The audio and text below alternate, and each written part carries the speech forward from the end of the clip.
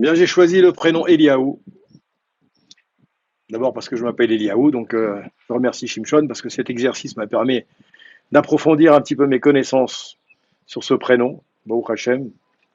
Et également parce qu'Eliaou, ça nous fait penser à Eliaou Navi, Zachor Letov, ce fameux personnage du Tanakh, de la Torah, dont on parle souvent, notamment au moment d'une Brit Mila. Eh bien, Eliaou Navi, Eliaou, il a la particularité d'être à la fois un personnage de chair et de sang, dans notre tradition, notre histoire, mais également un personnage qui est devenu un ange. On nous raconte, au niveau de l'histoire, que Eliaou a fait partie des prophètes qui ont combattu à une époque où malheureusement l'idolâtrie battait son plein et où malheureusement le clan Israël, influencé par les pays voisins et par les occupants des pays dans lesquels il résidait, eh bien, était influencé par cette idolâtrie, se laissait aller à l'idolâtrie et allait adorer ce qu'on appelait les prophètes du Baal. Baal qui était cet idolâtre, cette idolâtrie qui était en vigueur à cette époque-là, et ce culte à lequel tout le monde s'adonnait.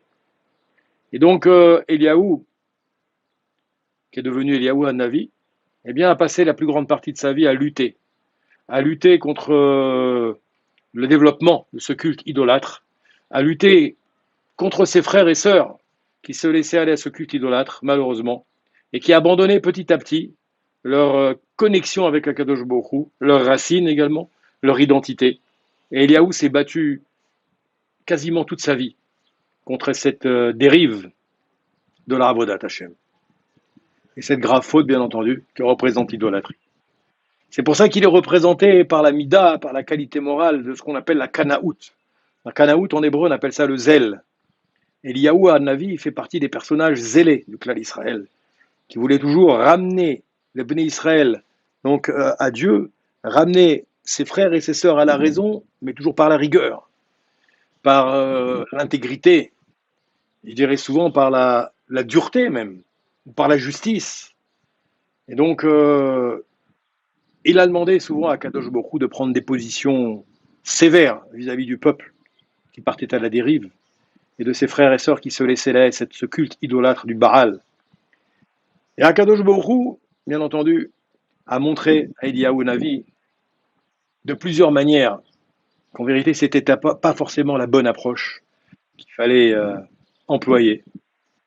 Et on raconte à travers une histoire célèbre que Akadosh Baruch Hu, pour se révéler à Eliaou Navi, a usé de plusieurs méthodes.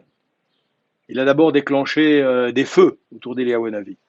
Eliaou a cru que c'était une révélation d'Akadosh Baruch Hu, mais il a vu que c'était pas ça. Dieu ne parlait pas à travers le feu. Il a ensuite fait des bruits énormes autour de lui. On pensait que c'était une manifestation de Dieu à travers le bruit énorme. Il a retourné ciel et terre pour Eliaou Hanavi. Il n'y a toujours pas de contact avec Dieu. Et puis tout à coup, une fois que tous ces moyens a priori naturels ont été utilisés, mais qui pour autant n'étaient pas une manifestation de la présence divine auprès d'Eliaou Hanavi, une petite voix très douce et fluette s'est fait entendre. Et là, c'était le contact qu'Akadosh Baruch Hu avait avec Eliaou Hanavi. Akadosh Baruch Hu s'est révélé à Eliaou Hanavi à travers une petite voix douce, fluette, qu'on entendait à peine. Eliaou Hanavi a compris le message que lui faisait passer Akadosh Baruch Hu. C'est-à-dire que, effectivement, pour ramener les Bnei Israël éloignés, pour ramener nos frères et nos sœurs qui ont des fois abandonné la voie de la Avodat Hashem, la voie de la Torah, la voie des mitzvot, la voie des Marasim Tovim, et qui ont perdu un petit peu leur identité, eh bien, il a rappelé que c'était souvent par la douceur qu'il fallait les rappeler, qu'il fallait les ramener, et pas par la rigueur, pas par la dureté, qu'il fallait faire preuve de beaucoup d'amour, beaucoup d'Ahavat Israël, comme on dit aujourd'hui. Et finalement, Akadosh Baruch Hu a décidé de sanctionner d'une certaine manière Eliaou, qui se comportait toujours d'une manière peut-être trop stricte et trop dure à ses yeux. Alors il a dit à Elia, je vais te prouver, mon cher Eliaou, je vais te prouver, mon cher Eliaou, que le Ram Israël quand bien même tu le vois comme étant à un niveau de perversité avancé, à un niveau de, comment dirais-je, d'avodazara avancé, d'idolâtrie avancée, tu vas voir combien il m'est toujours attaché. Et il va sanctionner Eliaou Hanavi en lui disant, à partir de maintenant, je vais te punir d'une certaine manière, en t'obligeant à être présent à toutes les Brit Milot. À chaque fois qu'il y aura une Brit Mila dans le clan d'Israël, toi, Eliaou, eh bien, tu auras l'obligation d'être présent pour témoigner de tes propres yeux et de ton propre corps que les Bnei Israël, contrairement à ce que tu crois, me restent toujours très très attachés. Même lorsqu'a priori ils sont éloignés de leur avodat Hashem, tu verras que par cette mitzvah essentielle du clan d'Israël, par cette mitzvah centrale du clan d'Israël, qui est la Brit Mila, eh bien, tu verras combien elles me sont attachées. Et c'est pour ça, de tradition, on dit que dans toutes les Brit Milot, on invite Eliaou Hanavi, et on sait qu'il est présent, pour témoigner de l'authenticité, pour témoigner du lien puissant, de la connexion qui est maintenue, malgré des fois, malheureusement, nos égarements dans les pays et dans les endroits où nous sommes partis résider tout au long de notre histoire. Donc tous les Eliaou du monde, ou Elia, ou Eli, eh bien sachez que vous avez dans votre prénom un potentiel extraordinaire d'avoir à la fois les pieds bien rivés sur terre et la tête, Baruch Hashem, je ne veux pas dire dans les nuages, mais en tout cas auprès d'Akadosh Baruch Hu.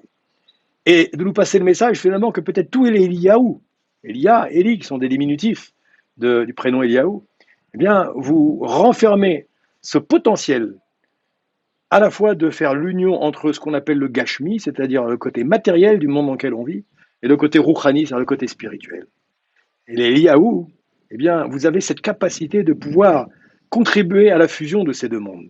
La fusion du monde matériel et la fusion du monde spirituel, pour faire en sorte de toujours servir notre maître, notre Dieu, notre roi, Akadosh Baruch Hu, du mieux qu'on le peut, à la fois avec les outils qu'Hachem nous a donnés dans ce monde, les outils matériels, et à la fois avec les outils spirituels qu'il nous a mis à notre disposition. Ce que je souhaite à tous les Eliaou, Elia, Eli, du monde entier. Amen, Kenny.